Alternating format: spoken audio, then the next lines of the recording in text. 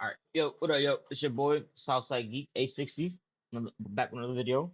Um, right now I got this open because, as you can see, I'm in the dark right now, so I want to so you can see my face at least for the intro. Um, but yeah, my last video, well, depends on which one I upload first. My last video was a reaction to GTA 6 to delay, but we back to our regularly scheduled program. You know, comic book shit, comic book films, this on the third. But yeah, so we got. But my boy, I fuck with bro. The bro is mad funny, and I fuck with all his takes too. He got the fuck. I'm sorry, that shit was calling the shit out of me. I fuck with all his takes, like on comic book shit. But anyways, get it. Oh yeah, but my boy M Enterprises. Let's get it. The Mount Rushmore of Batman adaptations. All right, let's see what his Mount Rushmore is. The Glorious Goat is notorious for having some of the best adaptations out of any superhero across all media, having the most theatrically released solo Oh, movies, some by the way, I don't edit my videos, so if for some reason I fumble my intro, or I fumble a word, or I gotta repeat the intro, hey man, we growing together. So I'll get used to it at some point. But all right, let's get back to the video. I just had to let that be known. of the best-selling comics currently. You cannot deny his cultural influence whether you love him or hate him. Since he's had so many depictions over the decades, I thought it'd be interesting to ponder on the idea of what a Mount Rushmore for Batman across media would look like. Everybody's got their favorite or Mind you guys, I'm pretty sure he's gonna say it too, but it's just his opinion. It's subjective, not objective. If you know what that means, search it up. Subjective versus objective. His opinions are subjective. All right, so they're his. He's not saying this is the Mount Rushmore. This is his Mount Rushmore. All right, so but so yeah, if you matter of fact, yeah, if you disagree, what's your Mount Rushmore? Let me know, yo. Because who knows? I'm probably gonna disagree, and I'll let y'all know what mine is. Feel me? Let's get to it. childhood Batman that got them invested in the character or even the DC universe as a whole. Similar to my superhero Mount Rushmore video on Wonder Woman, I'll try my best to apply the same decision-making process behind the actual Mount Rushmore with its 4 US presidents to Batman's adaptations over the decades. So it's not exactly a matter of who are the 4 best Batman depictions across media or my personal favorites, because if that were the case, the I guess everything I just said, scratch that. Never mind. lineup in this video would look very different. So if they were to exactly a matter of who are the 4 best Batman depictions across media or my personal favorites, because if that were the case, the lineup in this video would look very different. So So yeah, if they everything I said, never mind. Sorry. were to create a smaller replica of Mount Rushmore for Batman, perhaps in a museum or on the Warner Brothers studio lot, who would be on it? If we want to look at the 4 Batmen that represent the most significant periods in Batman's popularity and cultural influence, I think Adam West's Batman in the 1966 movie and TV show is a good place to start. This wasn't the first live-action adaptation of Batman, as 2 serials were released in the 1940s, one titled Batman in 1943 and another titled Batman and Robin in 1949. While they did pave the way for the creation of Batman 66, that show was truly the birth of Batman in pop culture in a significant way. Also, there were elements of the 40s serials that have aged very poorly, such as its depiction of Japanese people and the use of derogatory stereotypes. But of course, you can't go. That's the kind of answer that fits the color of your skin. Known as Little Tokyo. Since a wise government rounded up the shifty-eyed Japs, it has become virtually a ghost street. Batman was the biggest TV phenomenon in the mid-1960s, with other shows at the time like Lost in Space trying to mimic its style with brighter costumes and over-the-top villains. This series was the live-action debut of a lot of Batman's most iconic rogues, characters I don't care how corny that shit. I fucking love that. That shit is so funny. You nigga, that shit is fucking hilarious. top villains. This series was the live-action debut of a lot of Batman's most iconic Hey, rogues. killing that Characters shit. What like you the talking Riddler, about? Joker, Penguin, and Catwoman made their mark in the cultural zeitgeist. After the release of Seduction In this one with Robert's in the car, he playing some shit. He's like nigga. And then people put like remixes over it. They put like Pop Smoke, rest in peace. They put like Pop Smoke, and my boy did there like.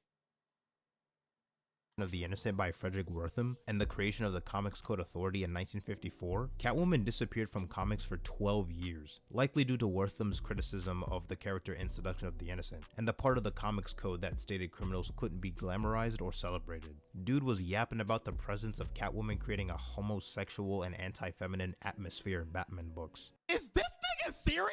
It wasn't until the success of the 1966 TV show and movie that urged DC to utilize the character in comics again that same year. While she wasn't the first character to don the mantle of Batgirl, the creation of Barbara Gordon stemmed from the executives of the 66 show wanting to have a character that would appeal to the female audience and originate in the comics. Her first appearance in Detective Comics issue 359 was released only 9 months before her debut on the TV show in 1967. Oh, shit. The show catapulted the fan frenzy surrounding Batman, sparking a massive wave of merchandising from toys and lunchboxes to roller skates, Batman cowls, t-shirts, you name it, amounting to $150 million worth of merchandise sold in 1966 alone, as well as a big increase in Batman comic sales. The movie would become the first ever Batman feature film made. The craze surrounding this era of Batman was unprecedented for a superhero character, and the level of Batmania My boy really said, what was it? Cesar Romero, that's his name.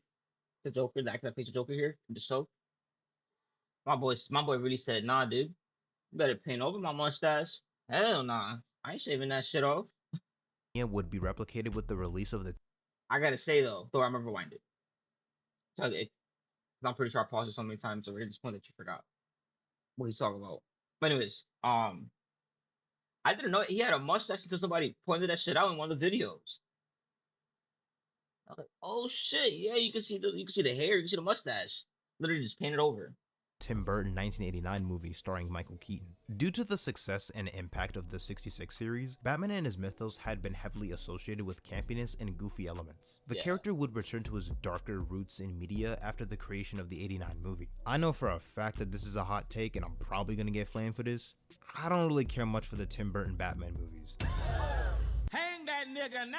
But it would be downright disrespectful for me not to include this Batman on the Mount Rushmore. Okay. Michael Uslan was a producer Okay. and longtime comic fan who dreamed of Hey yo, making the I'm not gonna lie. So far, I'm agreeing because he's talking about the influence. He's not talking about like what he like he said.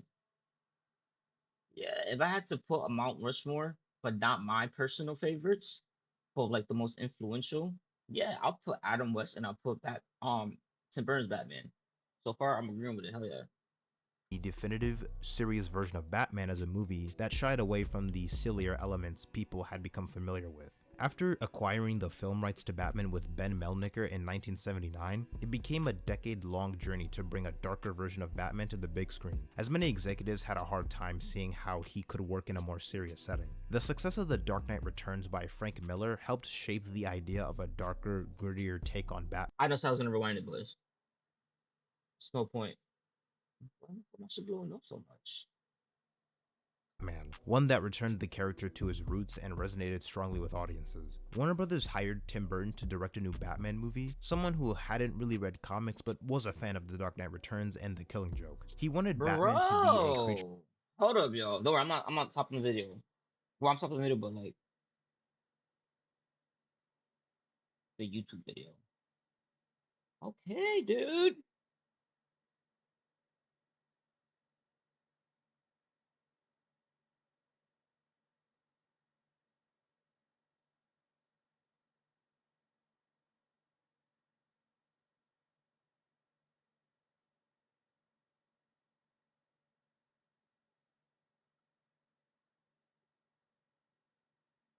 All right, I'm here, y'all. Hold up. Put my camera back. Oh, stupid.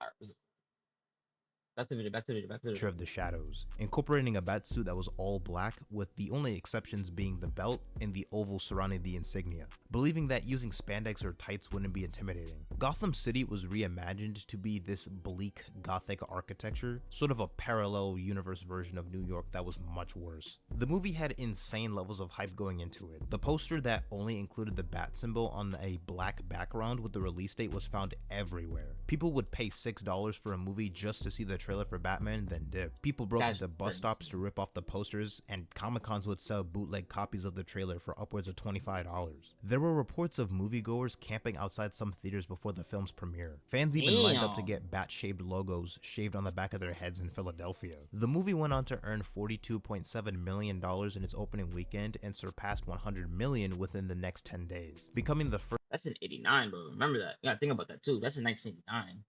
first film to reach that milestone in such a short time. The merchandising campaign went through the roof with toy Batmobiles, clothing, board games, and books. Retail sales would end up hitting the $1.5 billion mark with 30 million Batman t-shirts sold. It was so significant that it caused a global shortage of black material. The impact of the '89 film cannot be understated. Its success proved that the Batman IP could be taken seriously and paved the way for beloved adaptations that were more emblematic of the comics, such as Batman the Animated Series. It was the first time many audiences witnessed the deaths of Thomas and Martha Wayne, saw an origin for the Joker, and heard what would become the iconic Danny Elfman theme that's been synonymous with the character to this day. There have been a couple of other actors to put on the cape and cowl in live action prior to the 21st century, but the adaptation I believe deserves a spot on the Mount Rushmore is arguably the most beloved version of the character in any medium outside of comics, that being the version seen in Batman the Animated Series and the DCAU. In 1990, the president of Warner Brothers Animation wanted to develop other properties for animation after the success of Tiny Toon Adventures. One of the major properties of interest was Batman. Bruce Timm and Eric Radomski were tasked with creating the design for an animated Batman show, committed to establishing a noir aesthetic and using black background paper for the drawings instead of white. Radomski took some inspiration from the two Tim Burton movies and incorporated Art Deco elements when it came to the art direction. The writers drew from different eras of Batman comics, with some of the more popular episodes being direct adaptations of comics from the 1970s. The series gave rise to the creation of DC characters that would have varying degrees of impact on the Batman mythos, such as Renee Montoya, who was first conceived in the series Bible in 1990, And also of course, right, like Harley Quinn. Most famously, it introduced the character of Harley Quinn, who debuted in the episode titled Joker's Favor. Paul Dini based a number of her mannerisms and personality on her voice actress, Arlene Sorkin. The show also reinvented Mr. Freeze to be more of a tragic villain who tried to save his wife, making it the definitive origin for Mr. Freeze. B-Task gave fans the iconic vocal performances of Kevin Conroy as Batman and Mark Hamill as the Joker, who would go on to voice both characters in a multitude of adaptations for many years to come. Conroy's voice has always been the one I hear whenever I read a mainline Batman comic. The positive reception demonstrated that kids' television could be taken seriously and be portrayed as real character dramas. It would go on to be nominated for and win multiple daytime Emmy Awards, while continuing to trend upward in ratings, consistently beating other kids' programming at the time. Other shows on DC characters would be crafted thanks to the success of Batman, spawning what would be referred to as the DC Animated Universe, which is seen as the most definitive interpretation of the DC Universe outside the source material for many fans. This universe introduced the concept of Batman Beyond, featuring Terry McGinnis as the titular character in a story set decades. Oh yeah, that's right. Batman Beyond was created in the animated series continuity. That's right. And then he was implemented into the comics like years later, right? And boy, was it Terry McGinnis or somebody else? Or am I wrong?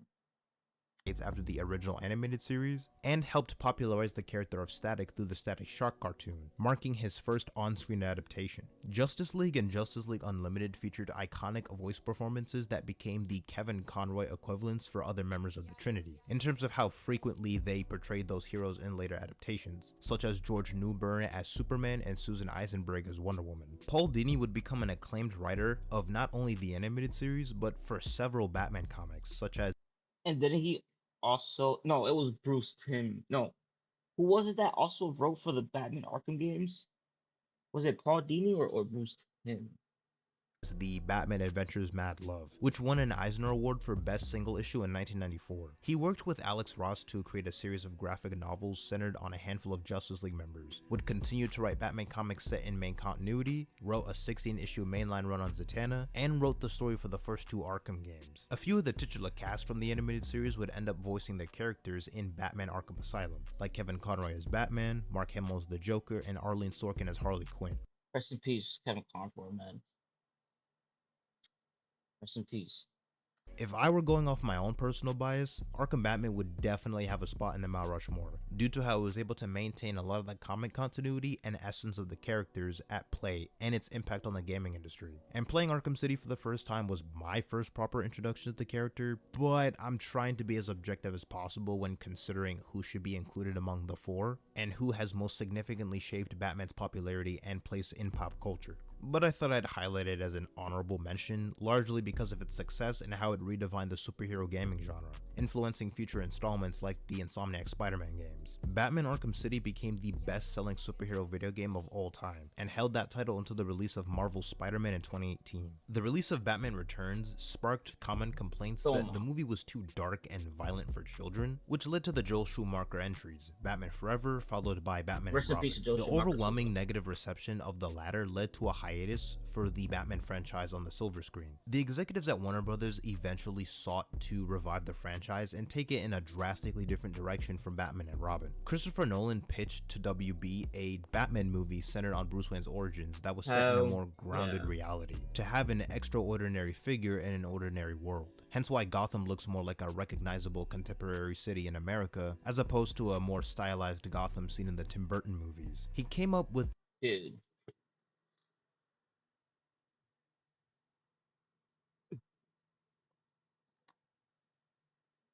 the fucking best Batman trilogy. Well, obviously not that many out there, but here are the 4Ks. Oh, look. Nope.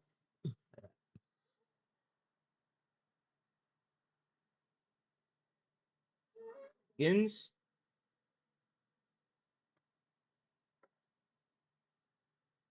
Dark Knight, R.I.P. Heath Ledger, Best Joker, and then Dark Knight Rises. And I got them in this I forgot how you call this. What is? I got them in a pack. It came in this Dark Knight trilogy.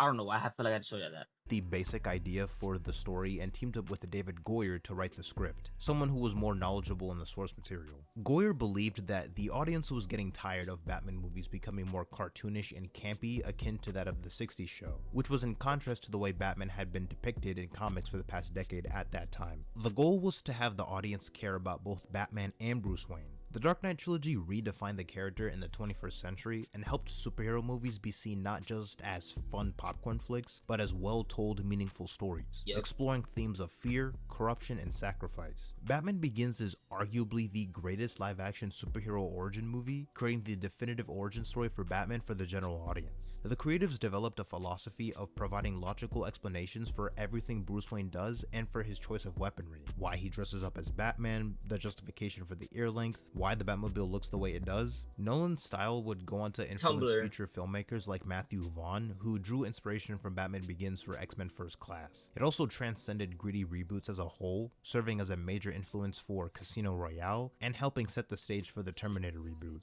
Terminator Genesis. The Dark Knight raised the standards for comic book movies, becoming the first ever to reach over $1 billion in the worldwide box office. Nolan became the first major director in a feature-length movie to use IMAX cameras for big sequences. Heath Ledger's performance as the Joker is regarded as the best villain performance in a comic book movie to this day, becoming one of the most iconic versions of the character in mainstream media. The movie would be nominated for a total of 8 Academy Awards, with Heath Ledger winning Best Supporting Actor and Richard King for Best Sound Editing. The 2009 Academy Awards expanded its Best Picture category from 5 nominees to 10, with some industry observers believing one of the reasons was due to The Dark Knight not getting a Best Picture nomination. The impact of the Nolan films cannot be stated enough.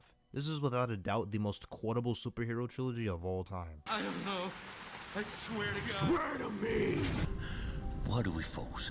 So that we can learn to pick ourselves up. It's not who I am underneath, but what I do that defines me. You either die a hero, or you live long enough to see yourself become the villain. Yep. Some men just want to watch the world burn. To sum it up, I think this is a Ooh, pretty good selection yo. of Batman adaptations that would fill out a hypothetical Mount Rushmore. Batman 66 was the first to make a significant cultural impact outside of the comics, introducing iconic villains and a memorable supporting cast to casual audiences, significantly boosting sales and general recognition of the character. Batman 89 marked the first successful attempt at a darker version of the Caped Crusader on the silver screen after the 60s, becoming the fastest movie to gross over $100 million at the box office. A marketing campaign and hype train that even surpassed Dude. the 66 show. It also incorporated elements that would become synonymous with Batman, such as the Danny Elfman theme, later used in projects like Lego Batman and Batman the Animated Series. The DCAU provided an authentic depiction of the Batman mythos in animated form, establishing staples of the mythology that would endure for years to come, such as the creation of Harley Quinn, Batman Beyond, the reinvention of Mr. Freeze, and the casting of Kevin Conroy as Batman. The Dark Knight trilogy significantly raised the standards for superhero blockbusters, achieving unprecedented success and earning praise as genuinely good films rather than just fun popcorn flicks, receiving Academy Award level recognition. Like I said in the beginning, this is solely based on cultural impact and how these depictions redefined the character for generations, as well as how the popularity of the character increased with each subsequent adaptation. But if you were to make a Mount Rushmore with your personal favorite Batman depictions, who would be on it and why? It's going to be interesting to see how audiences will continue to perceive the character with future installments on the horizon, because the GOAT's not going anywhere. All right. I fuck with his Mount Rushmore because it was like on the most influential in pop culture in general. So I fuck with it. I fuck with it. So yeah, what's your Mount Rushmore of Batman adaptations? Let me know. Mind you, it's Batman adaptation, so it could be from whatever games, movies, comic books, whatever it is, radio shows, whatever. So yeah, let me know what your Mount Rushmores of Batman adaptations is. Okay. Speak English. It's your first language, Noah. Anyways. Like, comment, subscribe, and yeah, let me know what you think. What's your Mount Rushmore's? Pretend like I said that right. Deuces.